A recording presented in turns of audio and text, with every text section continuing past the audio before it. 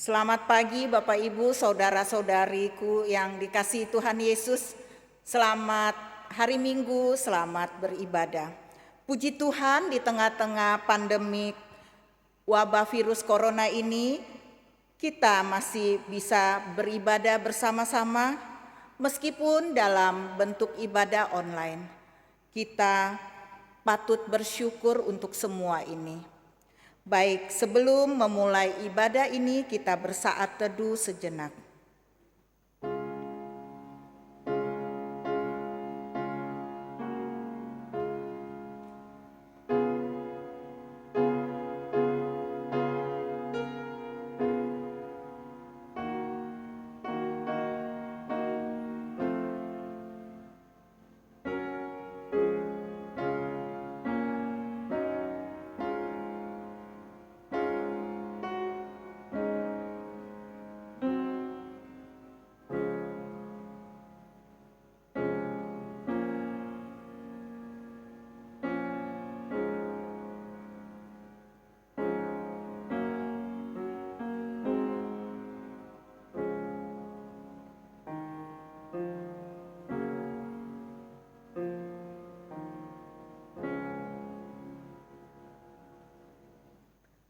Memuji Tuhan, bagi hormat bagi Allah Bapa.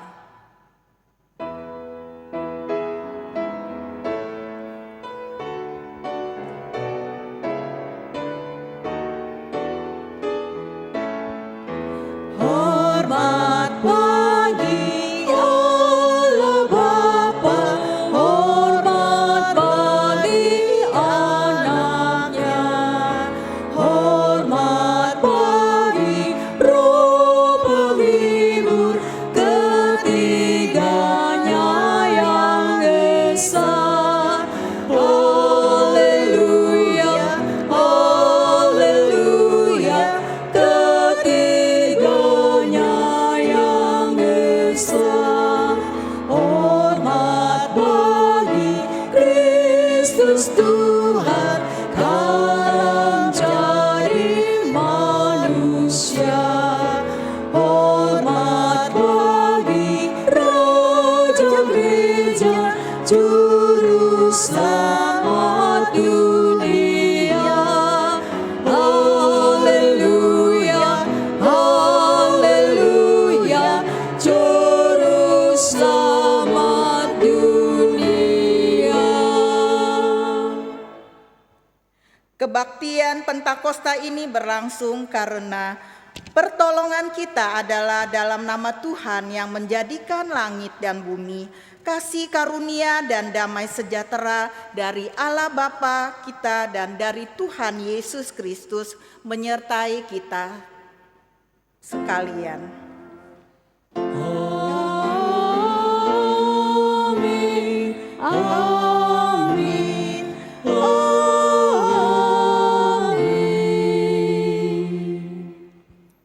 Nas pembuka diambil dari kitab Mazmur pasal 104 ayat 30 dan 31. Demikian firman Tuhan. Apabila engkau mengirim rohmu, mereka tercipta, dan engkau membaharui muka bumi, biarlah kemuliaan Tuhan tetap untuk selama-lamanya.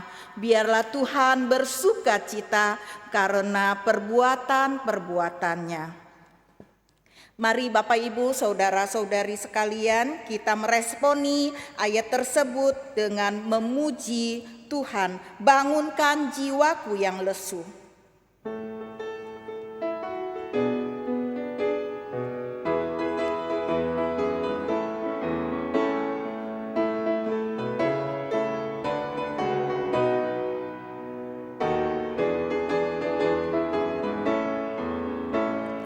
Berilah rohmu di hatiku, membakar menghapus dosaku. Kuasa anugerahmu bekerjalah, bangunkan jiwaku yang lesu. Bangunkan jiwaku yang lesu. Bangunkan jiwaku yang lesu. Roh Kudus datang dan berkuasalah. Oh, bangunkan jiwaku yang lesu. Berilah roh kebangunanmu, agar supaya ku senanglah. Beriku kuasa kemenangan. Oh, bangunkan jiwaku yang lesu. Bangunkan jiwaku yang lesu. Bangunkan jiwaku yang lesu. Roh Kudus datang dan berkuasalah. Oh, bangunkan jiwaku yang lesu. Mari kita memasuki pengakuan dosa.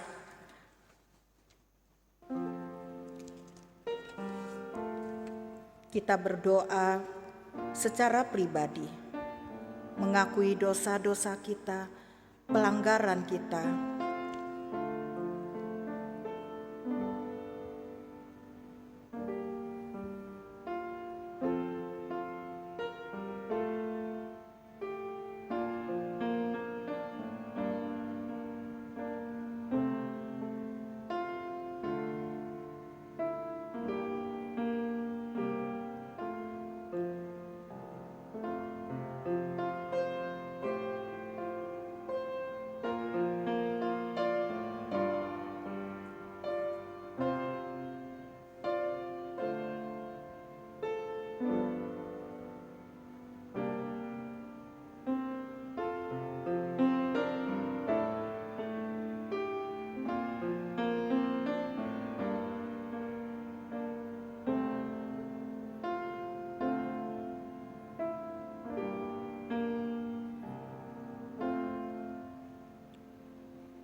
Bapa yang penuh kasih, kami sungguh bersyukur dan mengucap syukur atas anugerah-Mu yang Engkau senantiasa berlimpah untuk kami. Kami bersyukur di tengah-tengah kesulitan kami, Engkau tetap mengasihi kami, memberi berkat, menganugerahkan kami untuk pagi hari ini diberi kesempatan boleh berjumpa dengan Engkau di dalam ibadah ini ya Bapa. Tuhan, saat ini kami boleh datang dengan hati yang gentar. Kami mau mengakui semua perbuatan kami yang tidak sesuai dengan kehendak-Mu ya Bapa. Tuhan, ampuni kami ya Bapa. Ampuni atas segala kesalahan, pelanggaran, dan dosa-dosa kami ya Bapa. Ampuni kami, seringkali juga kami mengecewakan Engkau, mendukakan Engkau ya Bapa. Ampuni kami, sehingga pada pagi hari ini kami semua dilayakkan untuk berjumpa dengan Engkau melalui firman yang disampaikan oleh hamba-Mu. Terima kasih ya Bapa yang baik, kami mengucap syukur hanya di dalam nama Tuhan Yesus Kristus. Amin. Kita menaikkan pujian penyesalan. Tuhanku, bila hati kawanku terluka.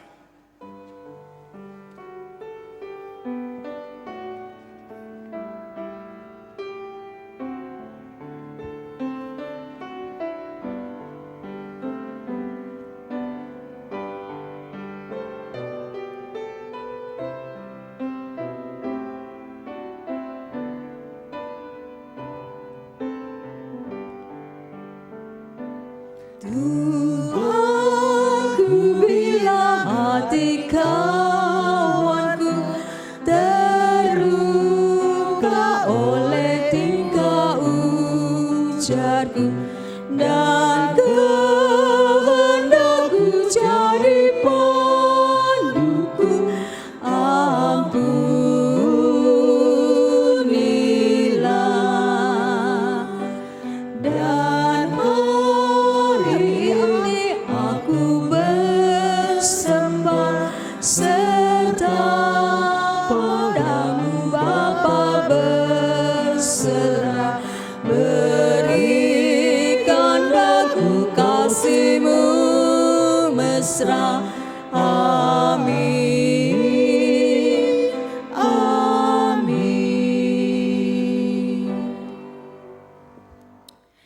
Mari kita sambut berita anugerah yang diambil dari kitab Kisah Para Rasul pasal 1 ayat 8. Demikian firman Tuhan.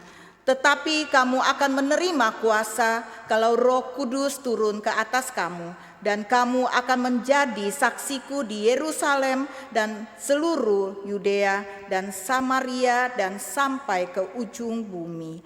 Demikian berita anugerah dari Tuhan.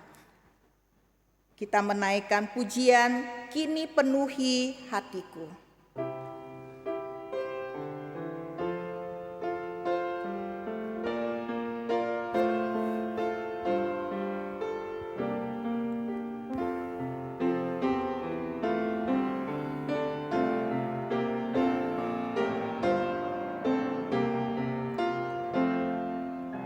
Roh Kudus penuhi daku dan sinari hatiku, lenyapkan kuasa yang gelap, ganti dengan terang tetap.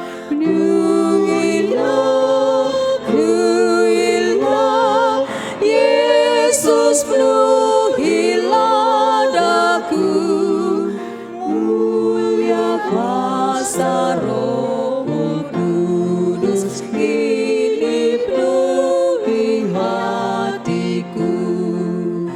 Bagai rusa yang dahaga, ku rindukan Ramaku. Mohon sumber air hidupmu terpancar di hatiku. Penuhilah, penuhilah, Yesus penuhilah daku, mulia kuasa surga kudus kini penuhi hatiku. Mari kita masuk dalam doa sebelum kita membaca merenungkan firman Tuhan. Penuhi hati kami dengan firman-Mu Tuhan, penuhi jiwa kami dengan kasih, kuasa, dan firman-Mu, supaya kami boleh berjalan seperti yang Engkau kehendaki. Inspirasikan kami dengan firman-Mu, karena firman-Mu lah sumber kehidupan kami, firman-Mu lah sumber pengharapan kami. Kau yang memberkati kami seluruh jemaat GKI Koasis Priangan yang mendengar firman Tuhan ini, dan hamba-Mu yang menyampaikan firman Tuhan, kiranya boleh sama-sama diberkati. Kami menaikkan doa kami di dalam nama Tuhan kami, Yesus Kristus. Amin. Firman Tuhan hari ini diambil dari Kisah Para Rasul pasal yang kedua, ayat yang pertama hingga ayat ke-6. Saya akan membacakan buat saudara semua. Ketika tiba hari Pentakosta, semua orang percaya berkumpul di satu tempat.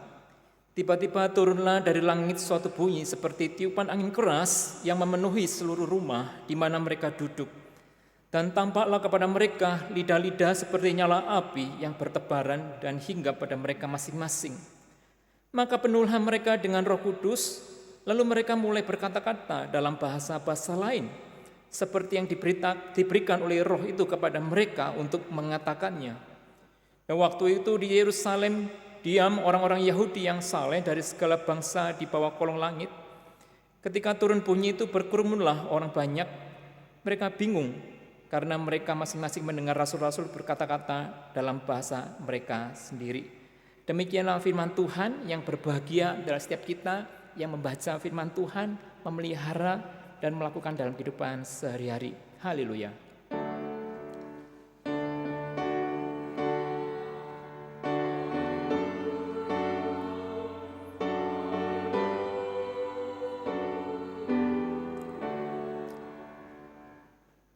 Selamat pagi saudara yang kasih Tuhan. Salam sejahtera buat kita semua. Saudaraku yang kasih Tuhan, tidak terasa sudah kurang lebih 2 bulan kita menjalankan ibadah secara online, dan beberapa hari raya gereja kita harus lakukan secara online, termasuk pada hari ini hari Pentakosta di tahun 2020. Dan 2 bulan lamanya saudaraku yang kasih Tuhan, kita sudah mencoba menjalani sebuah kehidupan normal yang baru yang kita alami sampai hari ini. Nah saudaraku, di tahun 2020, Pentakosta 2020, saya memberikan satu tema, menyongsong tantangan a new normal dalam kuasa Roh Kudus. Menyongsong tantangan a new normal dalam kuasa Roh Kudus. Nah Bapak Ibu, saya akan kasih lihat satu gambar berikut ini. Nah ketika Bapak Ibu melihat gambar itu, kira-kira apa yang langsung terbersit di dalam benak saudara? Barangkali saudara berkata, waktu sepatu warna-warni. Saya tidak menyebut mereknya, tapi saudara lihat, paling tidak ada 2 hal kalau saudara perhatikan. Yang pertama, rupanya para pelari itu bisa memakai sepasang sepatu dengan warna yang berbeda. Ya, satu kiri warna orange, kanan warna apa, dan berbeda. Jadi saudara, kalau saudara ke jalan lalu lihat orang lari, lalu lihat sepatunya berbeda dan saudara tertawa, maka saudara dianggap tidak normal lagi. Karena ternyata yang normal, sepatu boleh beda warna. Lalu kalau saudara perhatikan juga, ada pelari yang pakai sepatu warna pink. Pelari pria, saudara, bukan wanita. Jadi kalau para istri nganter suaminya cari sepatu, lalu suaminya pilih warna pink, jadi ibu-ibu tidak perlu merasa khawatir, karena ini disebut a new normal. Dan di dalam foto itu Bapak Ibu itu bukan para pelari yang amatiran, mereka adalah para pelari yang elit, yang profesional. Dan itu disebut sebagai sesuatu yang normal. Nah saudaraku, selamat datang di dalam sebuah bentuk normal yang baru. Ini istilah yang sangat populer pada waktu belakangan ini, the new normal.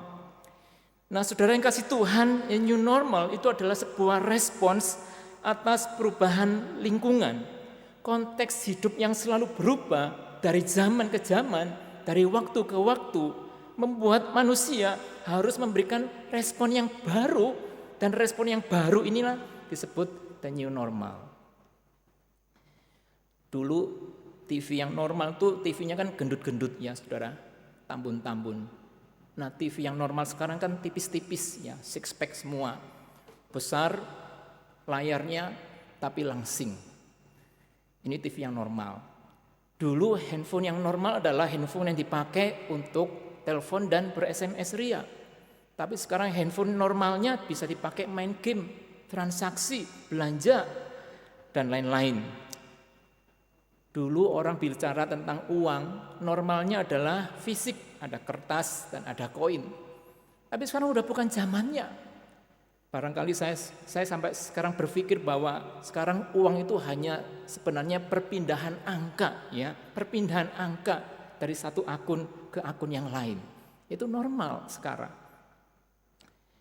Dan dulu saya kalau pergi pulang kampung dari Jakarta, dari Tangerang ke Malang daerah saya, dulu saya paling sedikit normalnya saya menempuh waktu sekitar 20 jam lebih, bahkan pernah sampai 30. Ya sampai kadang-kadang saya berpikir udah kapok, tahun depan nggak mau pulang kampung lagi. Ternyata nggak kapok juga ya saudara. Tapi sekarang normalnya saya pulang kampung hanya butuh waktu sekitar 11 sampai 12 jam. Itu normal baru. Dalam kehidupan keluarga Bapak Ibu bisa melihat dulu normalnya suami itu bekerja, keluar rumah bekerja, lalu istri itu tinggal di rumah. Merawat anak, memasak, membersihkan rumah. Itu dulu, normalnya sekarang bisa bervariasi, enggak seperti itu lagi. Nah demikian juga kita bekerja, kita belajar dan beribadah, kini sudah memasuki normal yang baru, yang tidak lagi dilakukan di gedung gereja atau di tempat kerja dan tempat sekolah dan lain-lain. Nah pengkhotbah juga punya normal baru, berlatih dan terus mengkhotbahkan di depan kamera. Dulu begitu tegang orang berkhotbah di depan kamera, sampai sekarang juga masih sih. Tapi ini adaptasi, saudara, kita harus beradaptasi dengan hal yang baru. Lalu juga ketika kita memberikan persembahan, kadang-kadang kita disuruh kasih persembahannya dengan cara dikumpulkan di rumah. Lalu waktu kebaktian di gedung gereja baru dibawa. Saudara, saya mau bilang sebelum dibawa ke gereja, gerejanya sudah bubar duluan ya saudara. Normal baru adalah tidak perlu menunggu, ya tidak perlu menunggu ada ibadah di gedung gereja. Normal baru adalah kita bisa mentransfernya secara online. Nah saudaraku kasih Tuhan, ini adalah sebuah cara manusia untuk beradaptasi dengan lingkungan yang berbeda. Dan saya teringat perkataan seorang Charles Darwin di dalam bukunya The Origin of Species. Ya, dia adalah seorang yang menulis buku tentang seleksi alam. Dia mengatakan bahwa spesies atau makhluk hidup yang bisa survive, bisa selamat menghadapi seleksi alam, bukanlah yang paling pandai, bukanlah yang paling kuat, tetapi spesies yang paling bisa beradaptasi dan menyesuaikan dirinya dengan lingkungan yang baru. Nah itulah makhluk hidup yang bisa survive di dalam proses seleksi alam. Nah saudara kasih Tuhan, bagaimana dengan gereja? Gereja juga harus beradaptasi dengan normal yang baru. Gereja baik sebagai gereja secara keseluruhan, sebagai organisme, maupun gereja sebagai kita adalah individu-individu disebut sebagai gereja. Kita tidak imun, ya. Kita tidak imun, tidak kebal dengan perubahan lingkungan. Kita tidak membuat, Allah tidak membuat kita kemudian tidak bersentuhan dengan perubahan, tetapi kita harus beradaptasi. Ya, baik gereja secara secara kebersamaan maupun gereja dalam arti kita sebagai orang Kristen. Jika kita ingin survive di dalam kondisi yang terus berubah ini, maka kita harus beradaptasi. Nah, saudara yang kasih Tuhan, Pentakosta, saya mempelajari dan saya melihat bahwa di dalam peristiwa Pentakosta inilah para murid awal-awal ya gereja mula-mula itu beradaptasi dengan sebuah new normal ya. Misalnya saudaraku, ketika orang merayakan Pentakosta, karena pada hari itu adalah pada hari raya Pentakosta, orang Yahudi berkumpul dari berbagai daerah, dari berbagai tempat, berkerumun di daerah Yerusalem. Enggak usah diprotes ya, karena Pontius Pilatus belum mengeluarkan aturan tentang PSBB ya, jadi mereka berkumpul ya, memang tidak ada COVID di sana. Nah, saudaraku, pada waktu berkumpul di situ, biasanya orang Yahudi merayakan yang namanya Shavuot. Shavuot ini adalah salah satu hari raya orang Yahudi di antara tiga, yaitu Pesak, Shavuot, dan Sukkot. Pesak adalah Paskah, Shavuot ini adalah Pentakosta, dan Sukkot ini adalah hari raya Pondok Daun. Nah, pada saat orang Yahudi merayakan Shavuot, seperti pada peristiwa turunnya Roh Kudus, itu adalah orang Yahudi sedang merayakan hukum Taurat turun dari Allah kepada Musa di atas gunung Sinai. Lalu orang Yahudi juga menghayatinya sebagai hasil panen raya biji-bijian. Nah, tetapi pada hari itu para murid harus beradaptasi dengan the new meaning, arti yang baru dari Pentakosta, yaitu turunnya Roh Kudus. Ini adalah normal baru dari sebuah Pentakosta. Lalu selain itu, murid-murid Tuhan Yesus juga harus beradaptasi dengan normal yang baru, yaitu mereka hidup tanpa Yesus ya, tanpa Yesus. Artinya Tuhan Yesus tidak lagi bersama-sama dengan murid-muridnya. Dulu kemana-mana murid-murid itu selalu di belakang membuntuti sang rabi Yesus, karena murid itu memang selayaknya mendapatkan taburan debu dari sang gurunya, karena dia berjalan begitu dekat dengan gurunya, sehingga debu-debu yang menempel pada guru menempel kepada murid-muridnya. Nah, kini mereka harus hidup dengan sebuah normal yang baru, hidup tanpa adanya Yesus di sekitar mereka. Mereka belajar menghayati sebuah penyertaan Allah walaupun tidak melihat. Seperti saya sekarang ini, belajar melihat saudara walaupun tidak melihat. Nah, saudara kasih Tuhan, itulah new normal yang dihadapi oleh para rasul pada saat itu. Nah saudara, saya akan membagikan 2 peran Roh Kudus di dalam peristiwa Pentakosta. Yang pertama adalah Roh Kudus tinggal di dalam diri orang percaya. Roh Kudus tinggal di dalam diri orang percaya. Nah saudaraku yang kasih Tuhan, peristiwa yang membuat Pentakosta ini terjadi itu sebenarnya sudah pernah dikatakan oleh Yohanes Pembaptis, ya, di dalam Lukas pasal 3 ayat 16. Dia mengatakan Mesias akan datang dan dia akan membaptis di dalam Roh. Ini adalah kemudian penggenapan sekitar 3 tahun kemudian terjadi peristiwa Pentakosta. Dan disitulah ditandai dengan satu hal yang disebut dibaptis, ya, dibaptis di dalam Roh Kudus. Dalam bahasa aslinya itu sebenarnya lebih mirip dibaptis itu adalah immerse. Immerse itu artinya dibenamkan, ditenggelamkan, ya. Jadi dibaptis itu sebenarnya artinya seseorang itu ditenggelamkan di dalam Roh Kudus. Artinya Roh Kuduslah yang kemudian menguasai orang itu. Itulah artinya dibaptis. Seseorang mengalami ketenggelaman, terbenam di dalam Roh Kudus. Nah, saudaraku, kemudian peristiwa Pentakosta ini dipakai sebagai momentum pernyataan Roh Kudus dan kuasanya oleh Allah kepada umat Israel pada saat itu. Roh Kudus adalah sebuah zaman yang baru di mana keberadaan Roh Kudus itu begitu nyata, begitu real, termasuk dalam hal kuasanya. Sehingga para murid ketika itu diliputi ketakutan.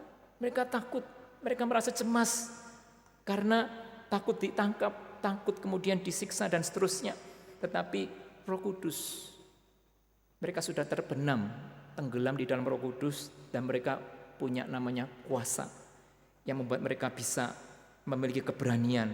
Nah, saudara kasih Tuhan, kuasa dan penyertaan Roh Kudus baik di dalam kehidupan normal yang lama maupun normal yang baru itu perlu kita hayati.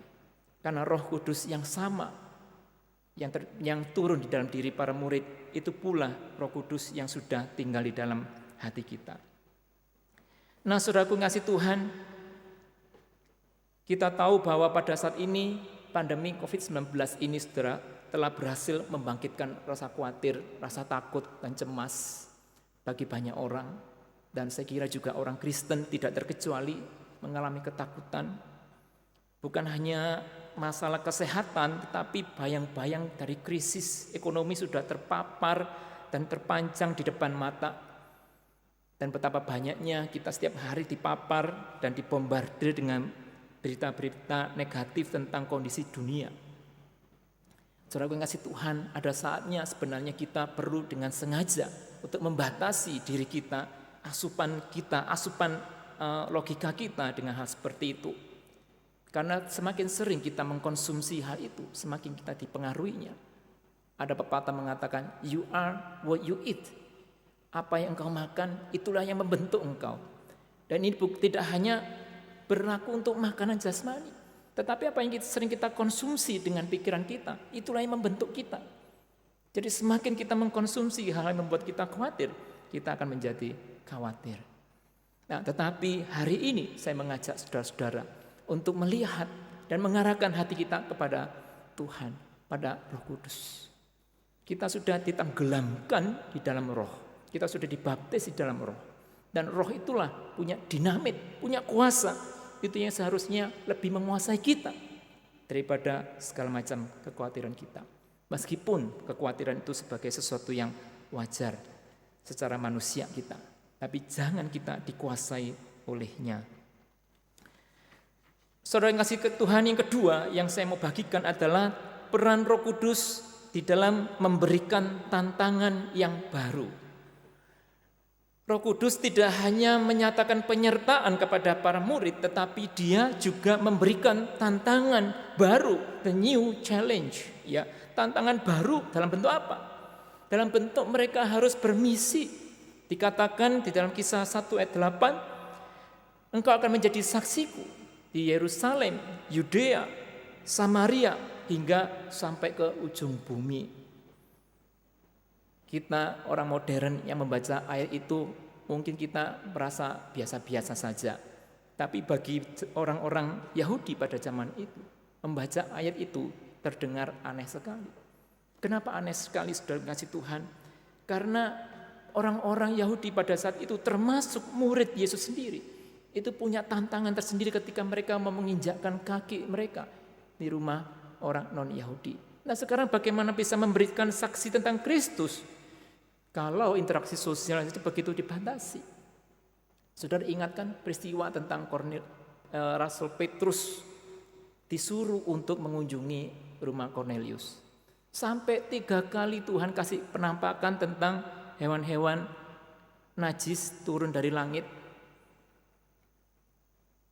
Lalu di hadapan Kornelius pun dia masih mengatakan betapa besarnya larangan orang Yahudi untuk menginjakkan kaki di rumah orang non-Yahudi. Walaupun Kornelius ini adalah seorang proselit, seorang non-Yahudi yang sudah memutuskan untuk menjadi penganut agama Yahudi. Tetapi ternyata hambatan atau tembok yang memisahkan antara orang Yahudi dan non-Yahudi itu begitu besar. Dan disinilah Roh Kudus memberikan satu tantangan baru. Dia mengatakan sekarang Tuhan tidak lagi memandang suku bangsa. Di hadapan Tuhan semua suku bangsa itu sama. Ini enggak mudah, saudara kasih Tuhan, betapa besar tantangan Rasul Petrus masih harus memberikan klarifikasi kepada murid-murid yang lain ketika murid-muridnya mempertanyakan tentang Rasul Petrus yang menginjakkan kaki di rumah orang non-Yahudi. Demikian juga kita melihat perjuangan Rasul Paulus, bagaimana dia mendapatkan penentangan yang cukup keras ketika dia melayani orang-orang yang non-Yahudi. Nah, saudara yang kasih Tuhan, tantangan a new normal adalah bahwa orang Yahudi sekarang kalian harus punya satu normal yang baru, yaitu hiduplah berdampingan dengan orang-orang yang bukan sebangsamu. Nah saudaraku, ini yang pernah dijanjikan dulu. Jauh ribuan tahun sebelumnya Tuhan pernah mengatakan kepada Abraham, Abraham, aku kasih kau berkat, tapi kau juga harus jadi berkat bagi segala suku bangsa. Melalui engkau semua bangsa di bumi diberkati. Nah ini adalah satu penggenapan dari janji Tuhan kepada Abraham. Nah saudaraku ngasih Tuhan, itulah tantangan yang harus diambil oleh murid-murid Yesus. Tantangan baru, normal baru yang harus mereka jalani. Beberapa waktu yang lalu saya mengikuti seminar online yang diadakan oleh Bilangan. Seminar ini ya sekarang orang sudah semakin banyak bikin seminar-seminar online. Salah satunya oleh Bilangan ini, dan dia mengadakan sebuah seminar dengan satu tema 7 tantangan gereja di masa pandemi COVID-19 dan solusinya. Nah saudaraku, dia membeberkan tentang gejala-gejala atau tantangan-tantangan yang ada. Misalnya saudara, kita sudah mulai melihat pertama jemaat pindah, ya, semakin banyak jemaat pindah dari satu tempat ke tempat yang lain, satu gereja ke gereja yang lain. Ya, kita mengalami kekurangan viewer barangkali di dalam channel atau kanal YouTube kita.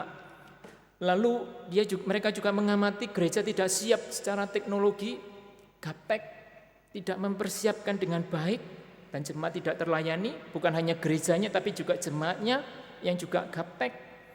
Lalu tantangan lain adalah jemaat merasa tidak engage dengan hamba Tuhannya, karena tidak ada interaksi fisik antara jemaat dengan pendetanya, hamba Tuhannya.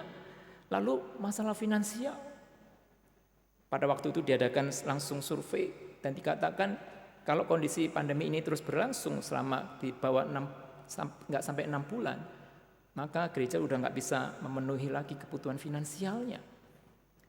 Lalu kemudian sekolah minggu terabaikan, orang pada mikirin kebaktian untuk dewasa, lalu pelayanan anak-anak terabaikan, lalu penginjilan tidak lagi juga menjadi prioritas.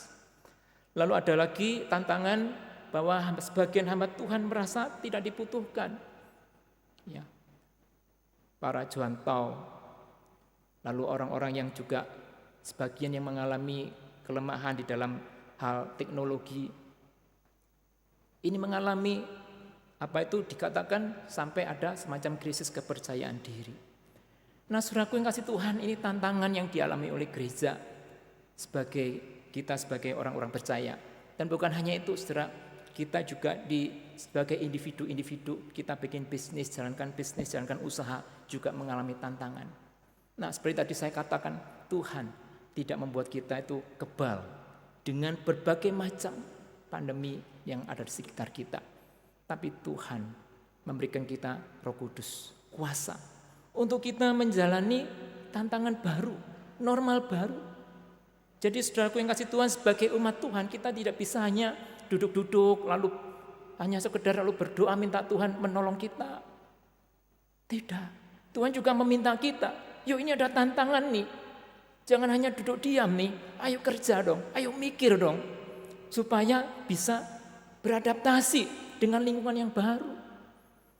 Jangan sampai kemudian kita menyalahkan Tuhan, lu kenapa aku mengalami begini, gerejaku begini. Karena apa? Karena kita tidak mengerjakan bagian kita. Mengambil tantangan itu untuk menjalani sebuah normal baru yang Tuhan izinkan terjadi dalam hidup kita. Nah, jemaat Tuhan, ini dikasih Tuhan. Pentakosta 2020 adalah sebuah Pentakosta yang unik.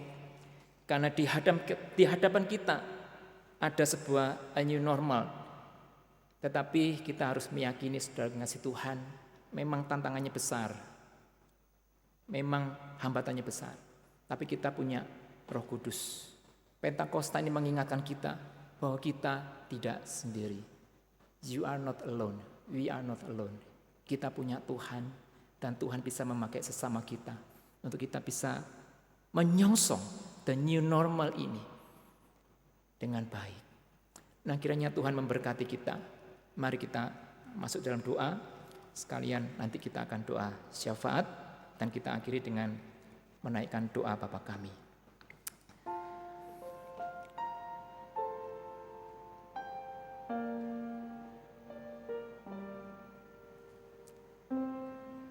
Terima kasih Tuhan untuk peristiwa Pentakosta. Mengingatkan kami bahwa kami tidaklah sendirian. Bahwa kami punya Roh Kudus. Dan Engkau mau membaptis kami dan kami tenggelam di dalam kuasa-Mu Tuhan. Itulah yang kami andalkan ketika kami menjalani kehidupan normal yang baru. Tuhan berkati kami sebagai gereja-gereja, baik di Krisis Priangan maupun gereja-gereja tempat lain. Supaya kami tidak berhenti berharap kepada Tuhan yang akan menolong kami menyongsong tantangan baru, sebuah normal baru. Kami belajar beradaptasi, tidak menjadi begitu kaku, tapi belajar untuk menyesuaikan diri dengan baik, dengan keadaan yang baru. Dan kami sebagai individu-individu Tuhan, tolonglah kami dalam menjalankan usaha kami, bisnis kami.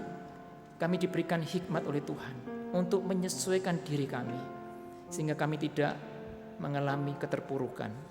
Ataupun kalau kami mengalami keterpurukan, kami belajar, bangkit dan terus melanjutkan kehidupan. Berkati bangsa negara kami Tuhan, kasihanilah. Berikan kemampuan buat kami untuk bisa move on, untuk bisa terus melanjutkan kehidupan kami dengan berbagai kesulitan yang ada. Terima kasih Tuhan. Inilah doa syafaat kami, inilah doa suruhan kami. Yang kami naikkan hanya di dalam nama Tuhan kami, Yesus Kristus, yang mengajarkan kami berdoa. Bapa kami yang ada di surga.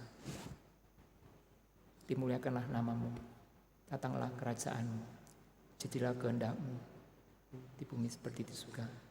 Berilah kami pada hari ini makanan kami yang secukupnya, dan ampunilah kami akan kesalahan kami, seperti kami juga mengampuni yang bersalah kepada kami. Dan jangan membawa kami dalam pencobaan, tapi lepaskanlah kami daripada yang jahat. Karena Engkau-lah yang punya kerajaan dan kuasa dan kemuliaan sampai selama-lamanya. Amin.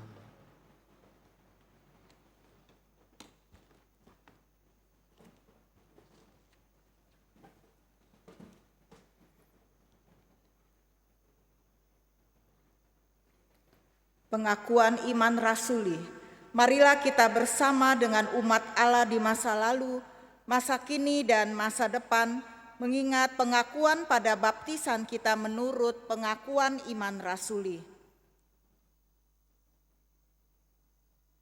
Aku percaya kepada Allah, Bapa yang Maha Kuasa, Khalik langit dan bumi, dan kepada Yesus Kristus anaknya yang tunggal Tuhan kita, yang dikandung dari Roh Kudus, lahir dari anak darah Maria, yang menderita sengsara di bawah pemerintahan Pontius Pilatus, disalibkan, mati, dan dikuburkan, turun ke dalam kerajaan maut. Pada hari yang ketiga, bangkit pula dari antara orang mati, naik ke surga, duduk di sebelah kanan Allah Bapa yang Maha Kuasa, dan dari sana ia akan datang untuk menghakimi orang yang hidup dan yang mati. Aku percaya kepada Roh Kudus, gereja yang kudus dan am, persekutuan orang kudus, pengampunan dosa, kebangkitan orang mati, dan hidup yang kekal. Amin.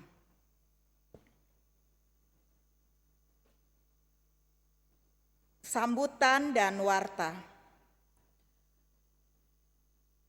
Saudara-saudaraku yang dikasihi Tuhan, pada hari ini Badan Pekerja Majelis Klasis Priangan menyelenggarakan kebaktian Pentakosta turunnya Roh Kudus. Kami mengucapkan selamat Hari Raya Pentakosta. Tuhan memberkati. Kiranya Roh menyertai kehidupan jemaat sekalian, khususnya dalam masa-masa pandemik ini. Warta, sebagai ungkapan syukur kita kepada Tuhan Yesus, maka untuk persembahan dapat ditransfer atau scan QR Code ke rekening gereja masing-masing di tempat Bapak Ibu, saudara-saudari sekalian. Baik, masuk dalam persembahan. Ayat persembahan diambil dari kitab Galatia pasal 5 ayat 22 dan 23. Demikian firman Tuhan. Tetapi buah roh ialah kasih, sukacita, damai sejahtera, kesabaran, kemurahan, kebaikan, kesetiaan, kelemah lembutan, penguasaan diri. Tidak ada hukum yang menentang hal-hal itu. Kita menaikkan pujian karena kasih, orang tahu aku umatnya.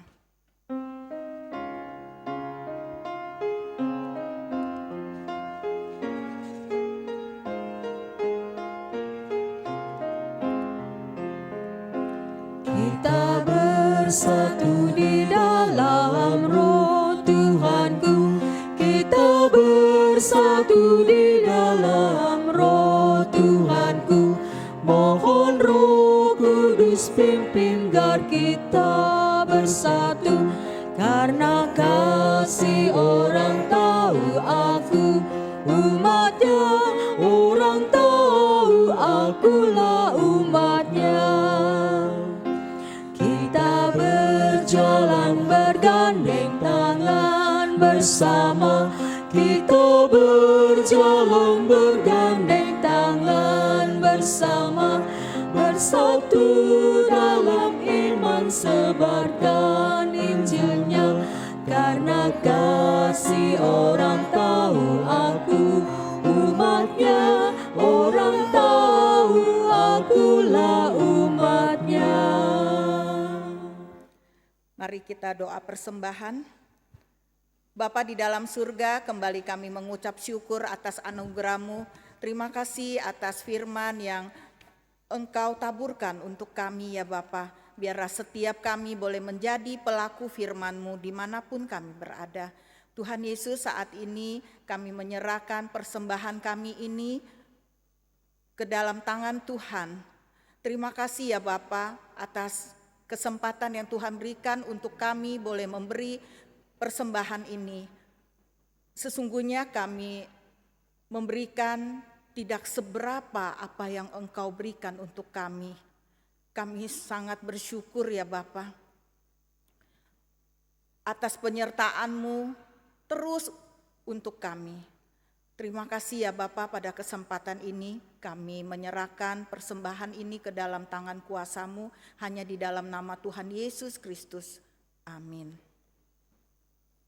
Doxologi.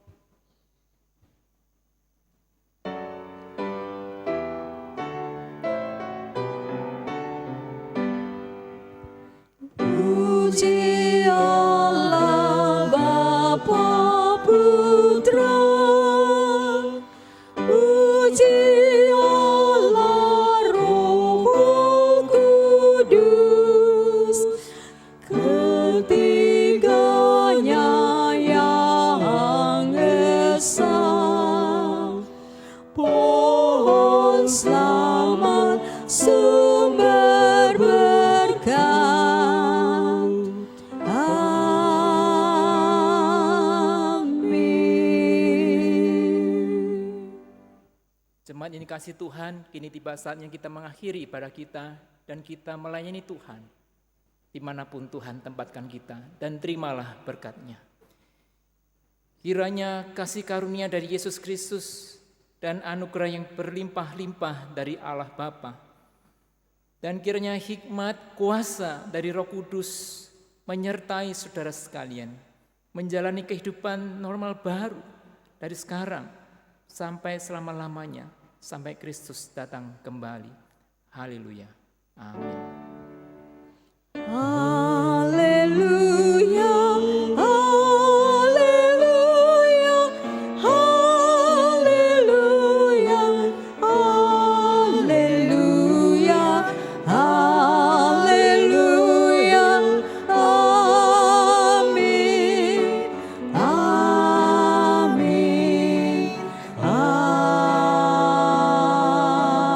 amin. Saat teduh.